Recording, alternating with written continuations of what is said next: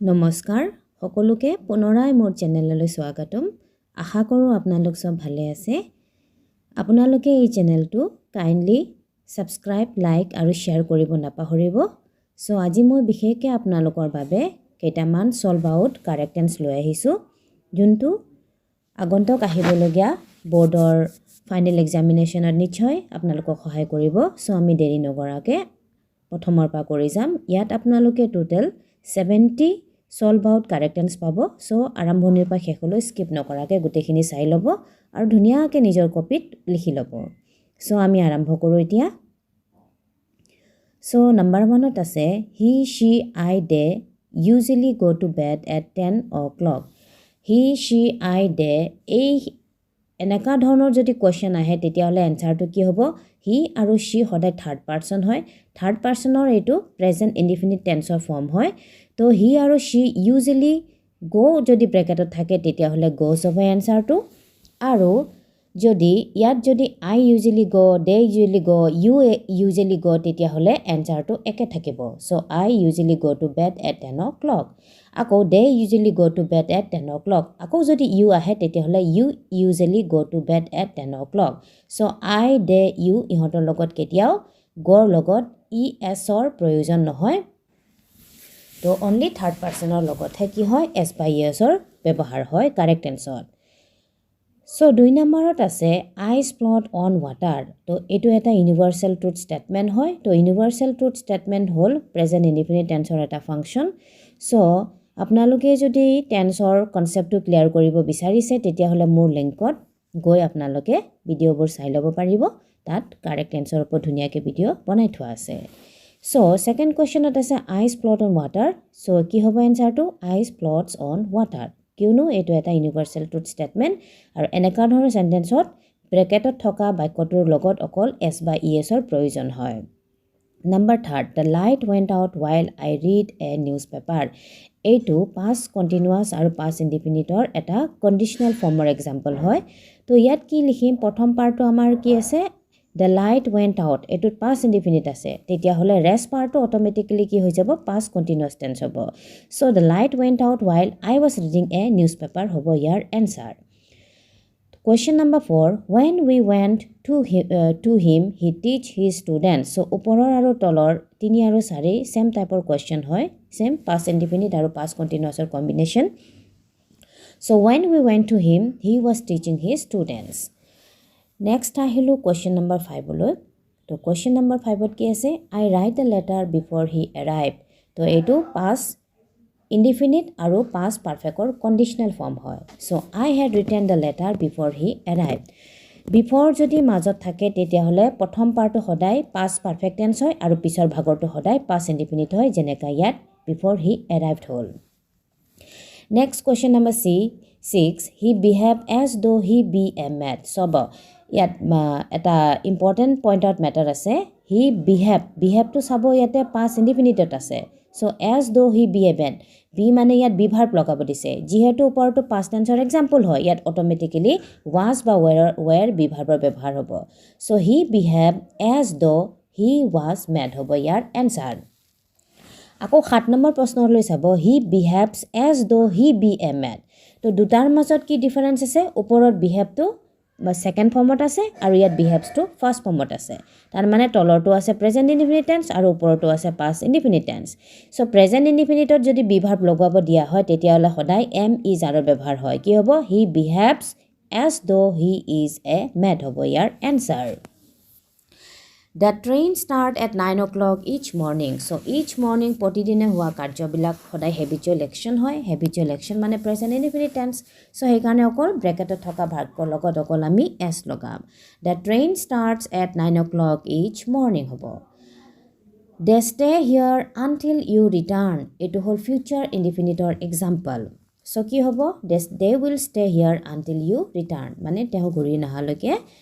হিহত ৰখি থাকিব এই সেন্টেন্সটো যদি আমি প্ৰেজেন্ট ইনডিফিনিটত লিখিব বিচাৰো হেখিনি লিখিলো এটো কাৰেক্ট হ'ব আৰু প্ৰেজেন্ট ইনডিফিনিটত লিখিলে কি হ'ব they stay here until you return same to same থাকিব আৰু ফিউচাৰত কনভাৰ্ট কৰিলে ইয়াত আমি কি লগাম will লগাম Question number 10. I have my hair cut whenever it gets too long. এই সেন্টেন্সটোলৈ মন দিব rest পাৰ্টত কি আছে it gets too long মানে present indefinite তো present indefinite আৰু present perfectৰ conditional formৰ এইটো এটা example হয় তো কি হ'ব ইয়াতে ইয়াত টাইপিং মিষ্টেক হৈছে এনসাৰটো হ'ব I have had my hair cut whenever it gets too long আকৌ কৈ আছো এনসাৰটো হ'ব I have had had my hair cut whenever it gets too long. Next ahilo question number 11.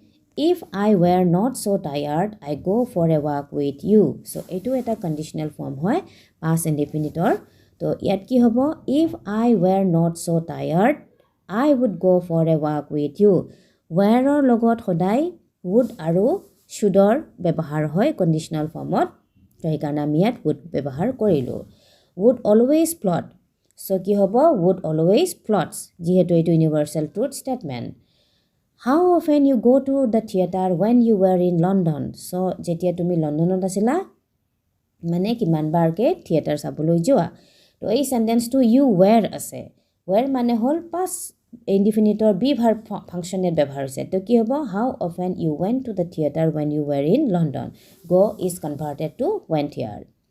If you try hard, you would have succeeded. So this is very important example. A sentence to ki hobo? If you had tried hard, you would have succeeded hobo. So this is another one conditional form example. As he crossed the road, a car knocked him down. Etu hol past continuous or past indefinite or combination. To ki hobo? As he was crossing the road, a car knocked him down. যেতিয়া তেওঁ ৰাস্তা cross কৰিব লৈছিলে গাড়ী এখন আহি তেওঁক মাৰি থৈ গৈছিল তো ৰাস্তা ক্ৰছ কৰি থকা কাৰ্যটো সেইটো পাৰ্টিকুলাৰ টাইমত চলি আছিল সেইকাৰণে ইয়াত হৈছে past continuous tense. We already have breakfast. Already শব্দ যত থাকে এটো সদায় present perfect বুজায় সো সেইকাৰণে আমি কি লিখিলো we have already had breakfast. So have or past participle form সদায় had হয়. It was very cold this morning but the sun shine now. So কি হ'ব It was very cold this morning. Jihetu yat now শব্দটো আছে ব্ৰ্যাকেটৰ আগত now মানে present continuous tense হয় তো আমি কি কৰিলো but the sun is shining now লিখিলো. You wash your hands before every meal এটো question word হয় তো আমি question এনেকা ধৰণৰ বাক্য আহিলে সদায় আপোনালোকে present perfect or be verb ব্যৱহাৰ কৰিব. So কি হ'ব have you washed your hands before every meal প্ৰশ্নবোধক যদি correct answer থাকে তেতিয়াহলে আমি যেতিয়া answer হলো কনভাৰ্ট কৰিম তাতো প্ৰশ্নবোধকে হ'ব লাগিব. The teacher know the boy was lying. এটো হল past continuous form তো কি হ'ব the teacher knew the boy was lying. It be raining incessantly since morning. একেবাৰে ৰাতিপুৱাৰ পৰা ধাৰাসাৰে বৰষুণ দি আছে কি হ'ব it has been raining incessantly since morning.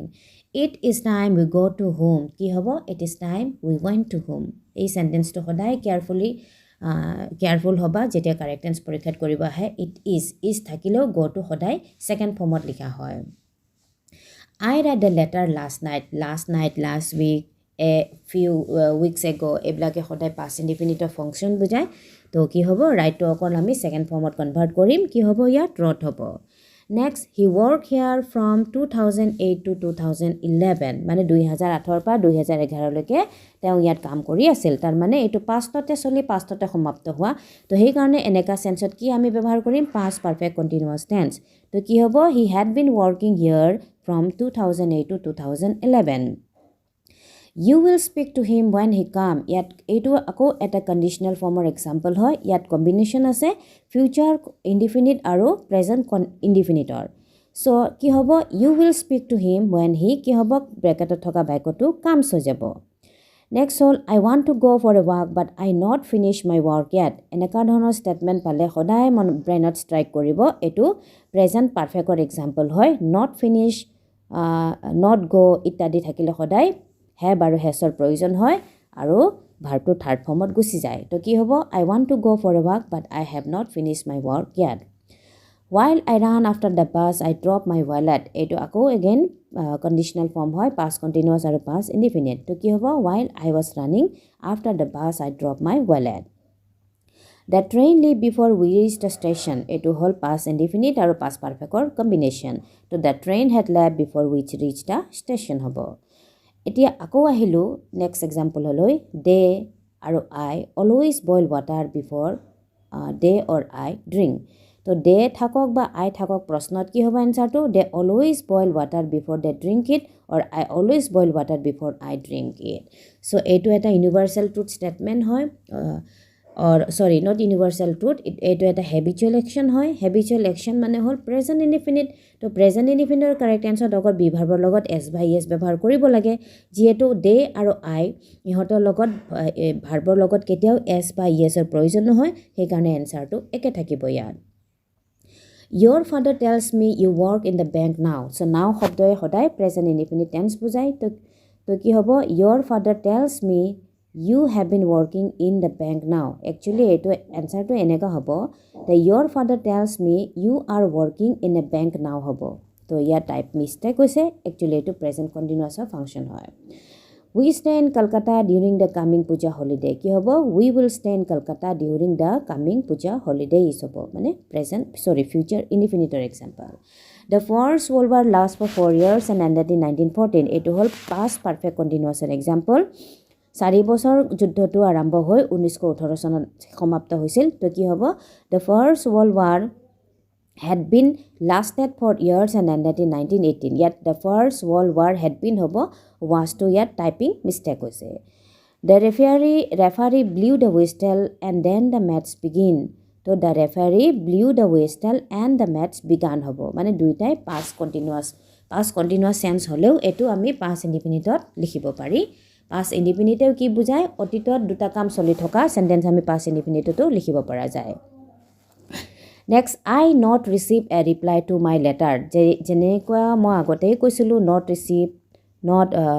do, not well ইত্যাদি যদি থাকে কি হয় present perfect হয় so কি হ'ব I have not received a reply to my letter. Next all we not see Padma for several years. So again we have not seen Padma for several years. We walk for 2 hours at a stretch and now we need to rest. কি হ'ব we have been walking for 2 hours at a stretch and now we need to rest. It whole present perfect continuous example. So perhaps it rained yesterday. Yesterday শব্দ সদায় past indefinite বুজায় তো কি হ'ব perhaps it rained yesterday হ'ব So perhaps it rained yesterday কি হ'ব perhaps it rained yesterday He go to home when we met him তো কি হ'ব he was going to home when we met him মানে past indefinite আৰু past continuous combination You sleep for 3 hours now. তো কি হ'ব you are sleeping for 3 hours now. I see him a week ago. A week ago সদায় past indefinite বুজায় so কি হ'ব I saw him a week ago.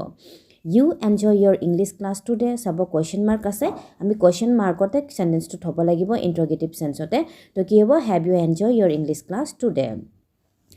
If it rain I shall not go out. কি হ'ব if it rains I shall not go out. I shall not go out if it rain. তো I shall not go out if it rains. মানে এইফালে future indefinite থাকিলে সেইফালে present indefinite হ'ব এইফালে যদি present indefinite থাকে সেইফালে কি হ'ব future indefinite হ'ব The holidays are over and the school reopen. কি হ'ব The holidays are over and the school will reopen. The boy was so dirty that he looked as if he would lie in the mud. কি হ'ব The boy was so dirty that he looked as if he was lying in the mud. A friend in need be a friend indeed. তো এইটো হল এটা universal truth statement ইয়াত অকল be মানে be verb লগাব দিছে be verb hall am is আৰৰ যিকোনো এটা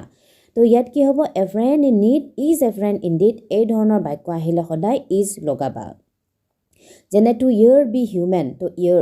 year is human মানুহ মাত্ৰে ভুল হয় আৰু ওপৰটো হ'ল বিপদৰ বন্ধুৱে হ'ল প্ৰকৃত বন্ধু মানে সত্য কথা Bible say money is the root cause of all evil. কি হ'ব Bible says হ'ব কোনো গ্ৰন্থৰ পৰা টুকি লোৱা লাইন হলে সদায় present indefinite বুজায় তো তাতে অকল আমি s লগালে হ'ব ইয়াৰ present correct tense form টো Rose smells sweet to rose smells sweet. This paper appears twice in a week, thrice in a week, once in a month, occasionally, rarely এইবোৰ শব্দ সদায় present indefinite বুজায় তো এই কাৰণে অকল আমি ব্ৰেকেটত থকা বাক্যৰ লগত অকল s লগাই দিলে ইয়াৰ correct tense function টো হৈ যাব so the this paper appears twice in a week Football play everywhere হেতু এটা universal truth statement হয় এটো কি হ'ব Football is played everywhere লিখিলো হ'ব বা football plays everywhere লিখিলো হ'ব We reached the station after the train leaves so we reached the station after the train had left after যদি আফটাৰৰ পিছত যদি ব্ৰেকেটত থকা ভাৰ্ব দিয়া হয় তেতিয়া হলে পিছফালৰ সাইডটো সদায় past perfect হয় আৰু আগ সাইডটো সদায় past indefinite tense থাকে to had man be the biggest sin তো again be মানে কি am is আৰু এটা লগাব দিছে তো আমি ইয়াত কি লগাম to had man is the biggest sin হ'ব I go to apply for the post কি হ'ব I am going to apply for the post next all I work in this project for 6 months কি হ'ব I have been working in this project for 6 months হ'ব honey tastes sweet honey tastes sweet যেহেতু এটো universal truth statement it is time to go bed তো কি হ'ব it is time to went bed হ'ব the price of petrol go up কি হ'ব the price of petrol went up হ'ব পাৰে has gone up হ'ব পাৰে দুই ধৰণৰ লিখিব পাৰি you read war and peace question mark এনেকা ধৰণৰ সেন্টেন্স থাকিলে সদায় প্ৰেজেন্ট পাৰফেক্ট or sense ব্যৱহাৰ কৰিব তো ইয়াত কি হ'ব have you read war and peace হ'ব my brother practice law these days কি হ'ব my brother is practicing law these days he killed in the battle last year কি হ'ব he killed in the battle last year এটো past indefinite tense or example she talks as if she know everything তো কি হ'ব যেহেতু talks মানে present indefinite আছে তো কি হ'ব she talks as if she knows everything হ'ব she been Guwahati since 2001 be মানে বিভাৰ লগাব দিছে since থাকিলে সদায় কি হয় have been আৰু has been ব্যৱহাৰ হয় present perfect continuous function হয় এটো তো কি হ'ব she has been in Guwahati since 2001 she speak English fluently কি হ'ব she speaks English fluently মানে present indefinite or example never tell a lie again present indefinite কি হ'ব never tells a lie the Indians live in India again present indefinite the Indians lives in India or the Indians are lived lived lived in India এই ধৰণৰ আমি সেন্টেন্সটো লিখিব পাৰো we know each other for many years তো কি হ'ব আমি বহু দিনৰ পৰা জনাজনক চিনি পাওঁ present perfect or present perfect continuous দুটা সেন্সতে লিখিব পাৰি কি হ'ব we have been known each other for many years বা we have known each other for many years দুই ধৰণে আমি লিখিব পাৰি ইয়াৰ answer I met him last week again past indefinite or example কি হ'ব just met to second form লৈ যাবা I met him last year হ'ব next I wish I be a king কি হ'ব I wish I were a king 69 number question she read a book when I saw her মানে past indefinite and past continuous or example কি হ'ব she was reading a book when I saw her এই ধৰণৰ হ'ব ইয়াৰ answer so last one Delhi stands on the bank of the Yamuna or Jamuna this is the example of present indefinite so কি হ'ব Delhi stands on the bank of Yamuna or Jamuna so these are the total 70 solve out correct tense so these questions are definitely probable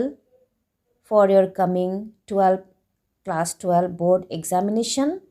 both for Assam Higher Secondary Board examination as well as for CBSE courses. So learn all these 70 correct tense and secure 100%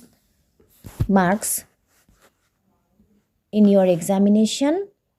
And thank you for watching this. Bye-bye.